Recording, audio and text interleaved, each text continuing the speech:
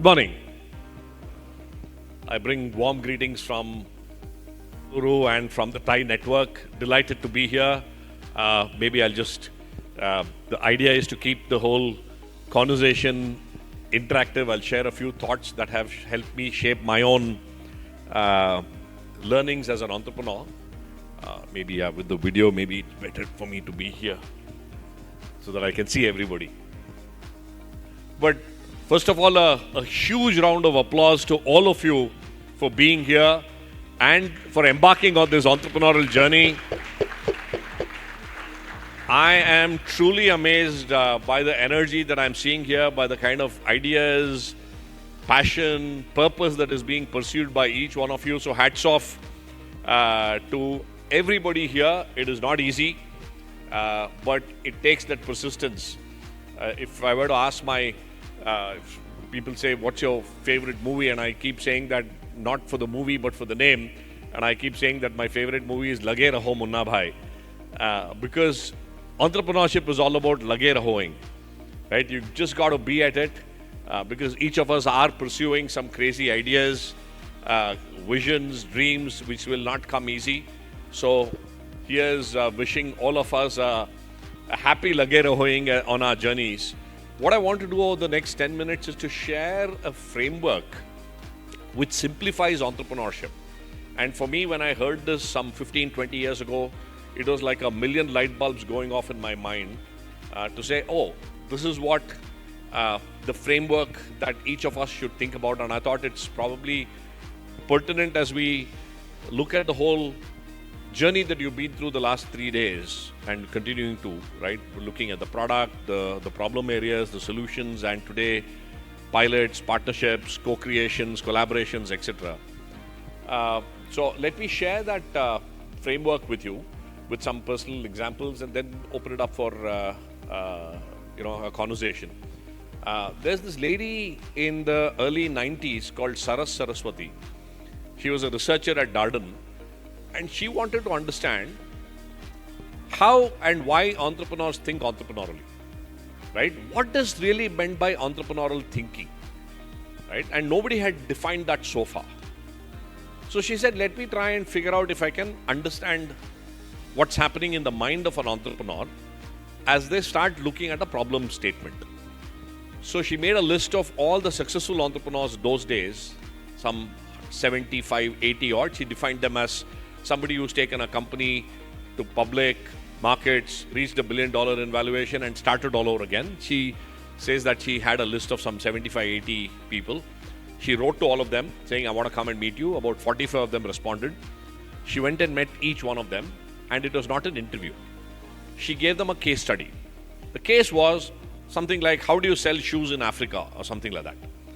The only thing that she said was, as you are thinking through the case, and solving for it, please verbalize your thought.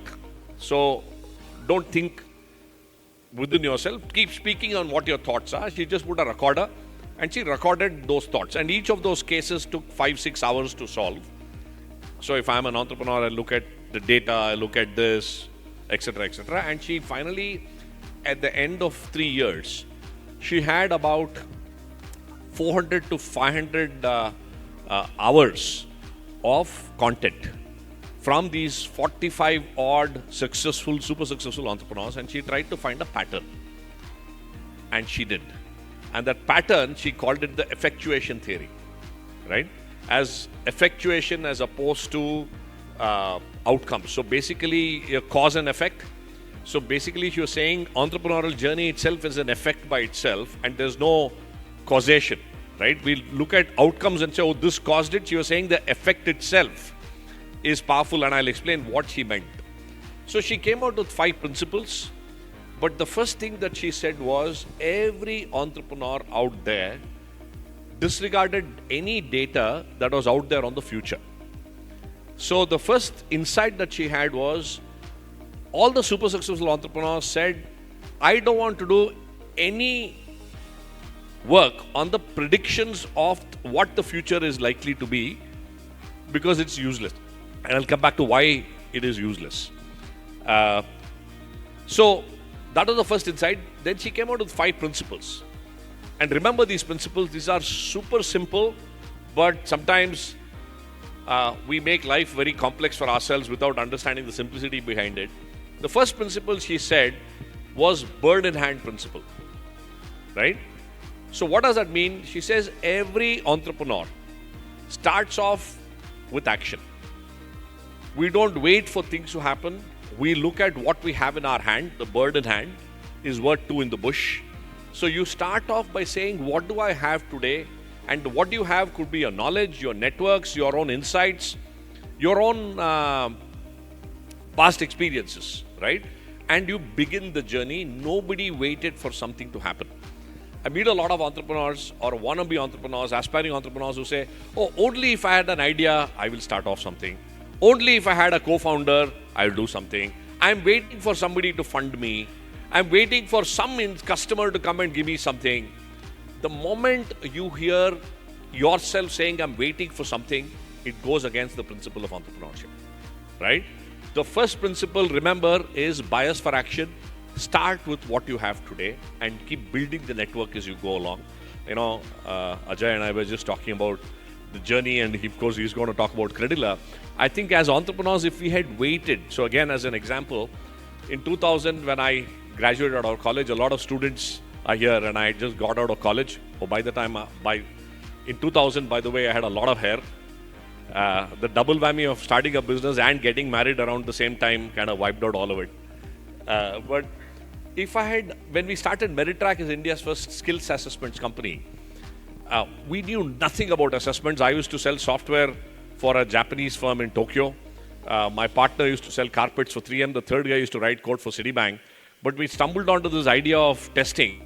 If we were thinking, oh, I need some testing expert, I need some HR guy, I need some software to do all this, we would have never started.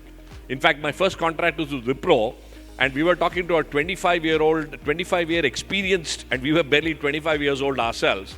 And we were telling the HR head what we think assessments must be. And he looked around and said, how do you know all this? I said, we don't know, we'll figure it out, right? But that part is super important for each of you. The bird in hand principle is just says, start action today, make things happen, don't wait for things to happen to you. Simple, clear, right? Second is a very interesting principle again. It's called the affordable loss principle. The affordable loss principle, again, is very interesting. It says, when you look at starting off something, you don't start measuring, oh, what will happen if this is a major success? How will this work out for me? But you just look at saying, what is the worst thing that can happen? And can I live with it? Again, as an example, when I started out, I had 1 lakh rupees of bank balance after having worked for about 1.5 years. Staying at home with parents, I had a two-wheeler of my mom. I sold my car, two-wheeler of my mom. My monthly expense was 5,000 rupees. You know, chai, petrol, etc. So I said, listen, I'll try this for a year and a half. I can last on 1 lakh rupees for about a year.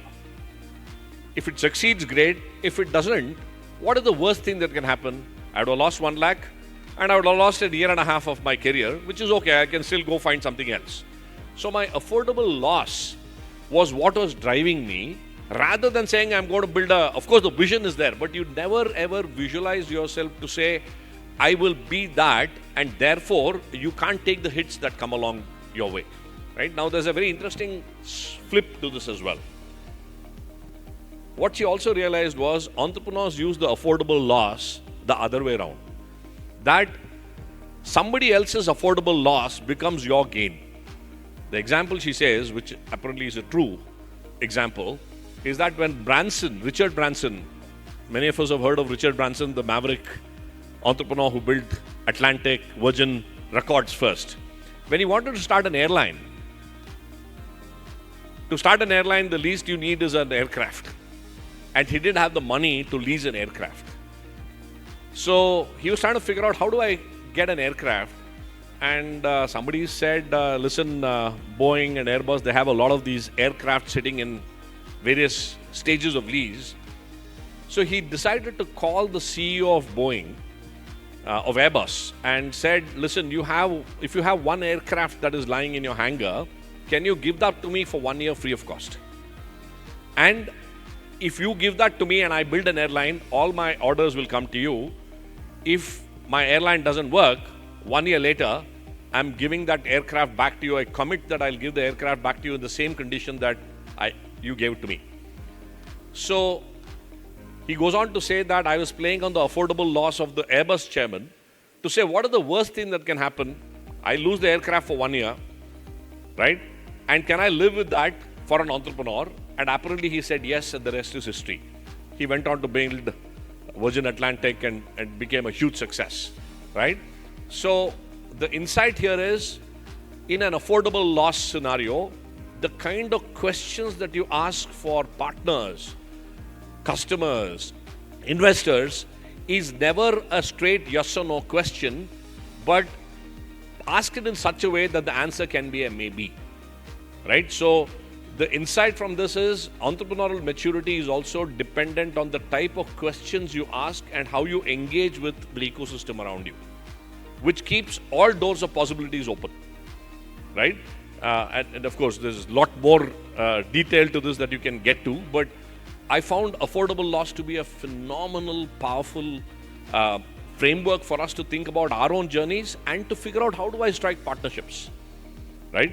What is it that you can get started out with rather than wait for the world to conspire to make it happen, right? The third principle is called the crazy quilt principle. Okay, and the crazy quilt principle is interesting. Let's say I'm building a quilt, a bed sheet or whatever, right? And I'm building I want to build a red colored bed sheet. I have one patch. I meet Ramesh. Ramesh has yellow. One way that I can say, no, I'm just building a red color quilt. Your yellow patch has no meaning to me, right? So let's not even talk, waste of time. What she says that every entrepreneur has done is they explore every possible opportunity to co-create and build. So if Ramesh has yellow, then I'll say, great, I have red, you have yellow, but it's the same quilt. Let us bring it together, right? Maybe Ajay has a green, so we will go to Ajay and say, hey, you have a couple of green patches, can we gild it together? What happens is the quilt gets made, but it's a crazy quilt because it's blue, red, green, yellow, but the objective has been served. So the lesson from here is keep all eyes, ears open for collaboration with the overall end objective. Many of us try to forget about the problem statement and we are so focused on our solution that we figure out what we need is a quilt, not the color, right? If you're trying to beat cold, color is a secondary choice. But the primary objective is to get the quilt in place. But many entrepreneurs do not explore entrepreneurial possibilities of collaborating with one another, and that hinders entrepreneurial progress, right? So in this third principle, always keep exploring what I can do to move my agenda ahead by partnering with anybody else who's on a similar agenda. And that's why I love the Kumbhathon concept, right? Because this is all about the collaborative nature of each of you working together for a larger purpose, and I think that's super critical, right? The fourth principle, which kind of is logical, but many times we take it against us, is called the lemonade principle. In the US, they say if life hands you lemon, take a glass of water, squeeze the lemon, drink it, make a lemonade, right? So the fourth principle is embrace failures. Because of the process of entrepreneurship, right? You're starting off with something which you may not have fully cooked. You're evaluating your affordable losses. You're trying to figure out what is the best I can do in the situation that I have. You're collaborating. Failure is not a bug, it's a feature. It is bound to happen. You try 10 things, 8 will fail. In fact, goes on to say that don't even call it as a failure, it's a learning. So every entrepreneur must be ready to embrace failures, take the learnings from there, make a lemonade, drink it and say, let me move on to the next, because it's a part of the process. If you avoid failure, you're not going through the journey, right? This is very, very antithesis to everything that we've been taught. Right from school days, we say, oh, don't fail, right? Oh, you're second, you're fifth, you're 10th, the pecking order. We kind of made in our heads, the moment you hear failure, you shudder. In fact, just again I had that nightmare this morning as well. You know, I flunked in my third semester, one of the papers. Because I had bunked the last few classes and I had forgotten that the teacher had told us that there's another textbook. And he had spent the first 80% of the class on one textbook. From only 35 marks came. The rest of the 65 came from the other textbook. And I didn't even know that the textbook existed. So I got some 33 out of 35, flunked it. Even now I get recurring nightmares. All my nightmares are around opening a question paper and realizing I don't know the answers to any of the questions. Right? It's variants of that. Or not reaching the class on time, not reaching the exam on time and flunking that exam. It's so hard-coded in our minds. In fact, again, as an affordable loss, when I got interviewed by Wipro, they were aghast. They had not done the screening well. Of course, I aced the next term's exam, scored the highest on Ottawa, but I still had the blemish saying failed in one. So when I was called for the Wipro interview, in the final stage, the HR guy comes out and said, "Oh, we missed your transcripts. We didn't go through it properly. You flunked one exam. It's against Wipro's policy to, we can't take people who had one subject drop. So thank you so much. We can't put you for the interview." So I played the thing saying, "I've anyway come here. You made me waste the whole day. Give me the last interview. At least I want the experience of an interview. Right? Can you do that for me?" So I pleaded, cajoled, and they went and asked the panel and said, "This guy is, in the game but not in the game. You might just interview him and send him off." So I waited the whole day, and they did interview me. And one of the guys took a liking and said, "I'm going to ask questions only from the subject you have flunked." I said, "Bring it on." Happened to answer most of it, and I made the pitch saying, "Listen, all the 7 guys you've interviewed had never faced failure. I'm the only guy who's faced failure. Do you think Wipro is run only on successes?" "No," he said, "we fail." I said, "I'm more equipped to deal with that role than anybody else. I was the only guy who got the offer." Right? The 7 did make it. So the point is, do not fear failure. Go on, try it out, fail fast, fail forward. Okay? And the last principle she says is interesting. She says, all of us remember are co-pilots in a plane. A plane is taken off. We think we know the destination. Then somewhere along the way, I meet Ramesh, I meet you, I meet somebody else. We'll say, "Come join the journey." The direction keeps changing. Right? We might go this way, that way. We'll innovate something on the way, but we'll land somewhere. Says that entrepreneurial journey itself is the fun rather than the end destination. And in the process, you will end up co-creating many things. Which brings back to the fundamental thing, why the future is unpredictable. Because as we speak in this room, there are possibilities of millions of co-creations to happen. Right? Who would have thought in 2016 that UPI will become what it is today? I still remember Nandan, who's our founding president of TiE Bangalore, doing a talk at one of the events in 2015, saying there is something called as UPI that we are thinking of. We don't know where it will go, how it will land up. If all the banks had predicted, and many of them did, saying that UPI, forget it, I know what banking will be 10 years later, everybody's got disrupted now. Right? So be open for changes and do not try to get fixated on what the future will be, rather than let us get fixated on co-creating the future. And that is the beauty of the entrepreneurial journey. Right? So these 5 principles have been tested out in for-profits, non-profits, governmental things. Saras has gone on to produce like 200, 300 PhDs who have all tested the principles of effectuation in various things, and it's always come true. And these are very simple principles, right? So bird in hand, understood? Start today, now. Don't wait for anything. Affordable loss. Do not worry about how big you can build. Start with what is the worst thing that can happen. Are you ready for that? Third, collaborate like crazy. Build as many crazy quilts as you can. Embrace failures, and let's all co-create a better world together is the overall story, which is my mantra every day when I look at the day ahead in front of me. So with that, I would wish each of us a happy collaboration, co-creation. Finding partners, finding pilots, finding money will all happen if you apply these principles in your own thinking process. So wish you the very best. Happy to take any questions, thoughts, ideas as we go along. Thank you.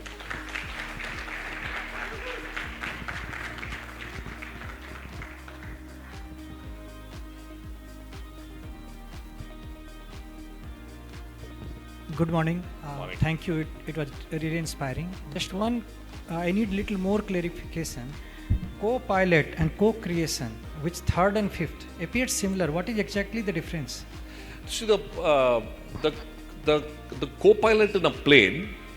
The crazy Quilt is when you're collaborating. The co-pilot in a plane is when you take along many people on your journeys. So the point is, the fundamental principles he says is a co-pilot in a plane is that the entrepreneurial journey itself creates so many outputs that sometimes we get too fixated on the destination. Right? You might land up in a completely different destination because you have done the first four.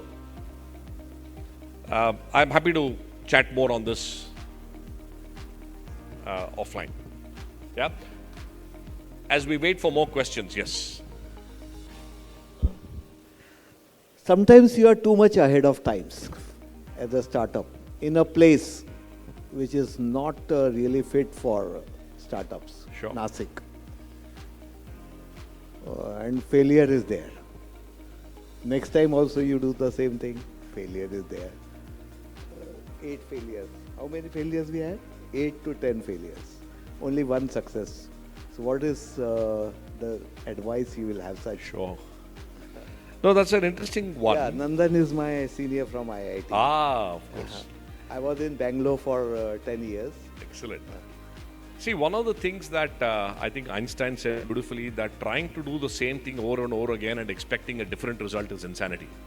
Right? Many times, unfortunately, we get stuck with doing the things the same way because that's how it's been done. Right? And we end up with the similar outcomes. So, two reflections to your questions. Two parts that I gathered. One is, how do you get the timing right? Right? And two, especially in Nashik, what can we do to kind of increase the odds of success? Right?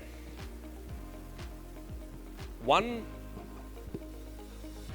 I think timing is something that you can't control, but therefore lage rahoing works. Again, in my startup, OneBridge, I've been at it 8 years. 8 failures, I must have done 25, 30 initiatives. 24 have failed. Okay, we're still stuck on to one which is still working. And I think you're just to bite the time out for elements to come together. But the second part where I think you can accelerate the timing and the ecosystem is, again, my reflection, my first visit to Nashik. I never expected the kind of energy and the entrepreneurial gusto that is here. Never. Okay, for me, Nashik was all about the only visual, close your eyes, you will get grapes and vineyards. But the drones, the kind of startup, the kind of entrepreneurs, I met somebody in the lift who says, I'm a second year engineering student, I want to intern at a startup, I'm working on my same idea. That is magical, right? My only sense is, why is this Nashik's best kept secret, right? Instead of seeing instead of seeing a stupid McDonald's hoarding, why can't there be 100 hoardings across Nagpur celebrating these entrepreneurs, right? Every week, imagine if one entrepreneur is celebrated on a hoarding to say, we salute this guy because he's built something unique. Imagine social media being flooded with Nasik-based entrepreneurs, right? What happens is you're creating momentum, right? So there's a professor, you might know, he's a Harvard professor called Daniel Eisenberg. He's written a lot of theories on how entrepreneurial ecosystems are built, and one of the key elements he says is cities and ecosystem have to celebrate their entrepreneurs. It's only then that the system starts noticing. In fact, he gives an example of a small Mexican town where the mayor was told that every time anybody wins an order, gets a loan, gets an equity infusion, the mayor said, I will go ring the bell, the town bell. So the moment the town bell gets rung, you know that some entrepreneur has succeeded in the town. He says it usually started with one bell being rung in a 15 days month, but 2 years later, the bell was being rung 10 times a day. And finally, the town said, fine, now stop the bell ringing because we now know it's all happening out there. So my request is celebrate our entrepreneurs. Let's make every... So again, just as an aside, I I'm totally an accidental entrepreneur.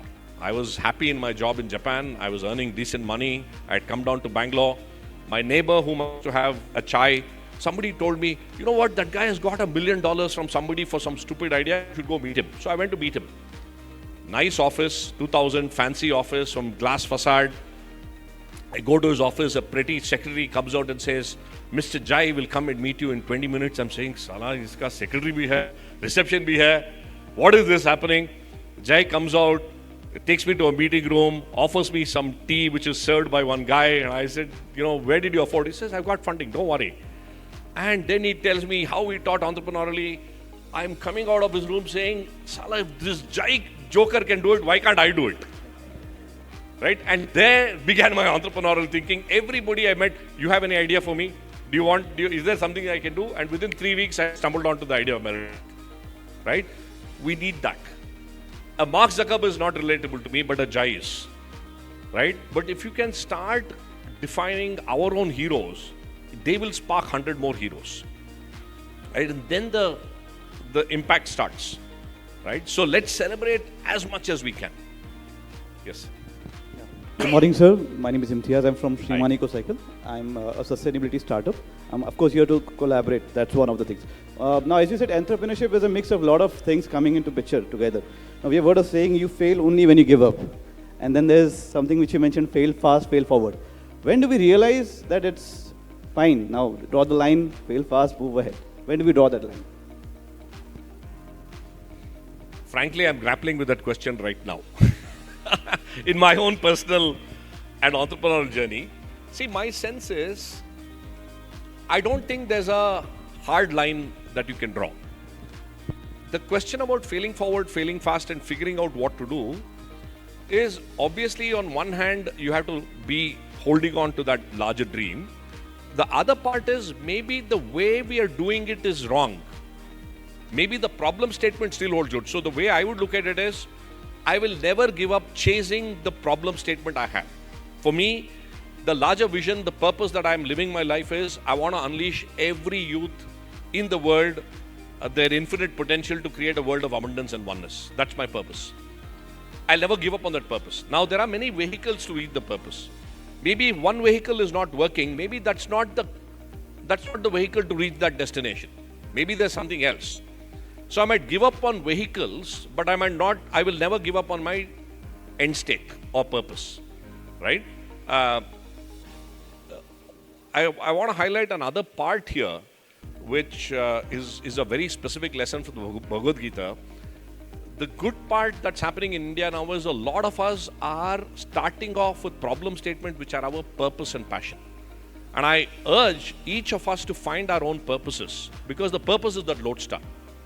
The moment your purpose is clear, you'll find 100 ways to get there. The challenge happens when you flit from one purpose to another, when you flit from something else, you're never able to build anything meaningful. Right? Today I have 3 non-profits, 1 for-profit, all working towards the same cause.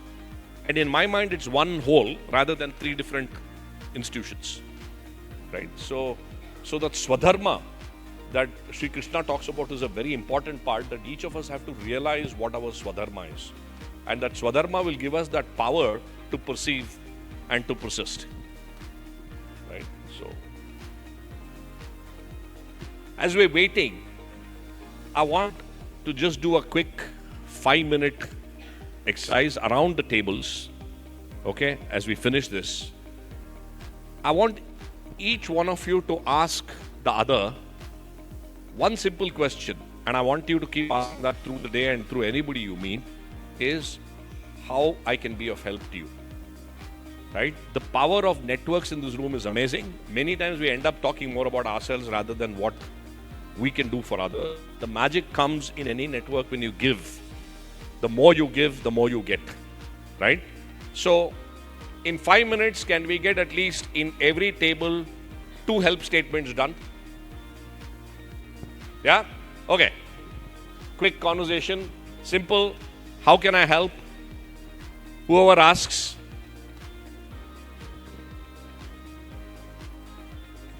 Yeah. Maybe the people around the things can just join any table. How can I help? And what can we do together?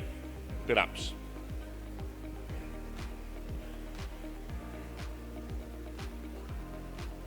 Maybe the guys in the front row can join any table. Let's just do a quick experience of the power of networks. Okay, in the interest of time, I know this is the worst part of breaking up any conversations, but you get this was just to give you a flavor of the possibilities that exist here. So we'll, in the interest of time, we will call this session, this part, to a close. Request you to carry this mahol and this feeling forward, that we are all here to support one another, to help each other to succeed. And if each of us succeed, then all of us succeed, right? So do I have a commitment that you will ask everybody how I can help today? Yeah? Let's go. Let's say Jai Ho. Jai Ho. Yes, everyone. At the count of 3, Jai Ho. Yes, 1, 2, 3. Jai Ho. All the best. Thank you. Thank you so much, sir. Thank you so much for one of the nicest sessions that there was.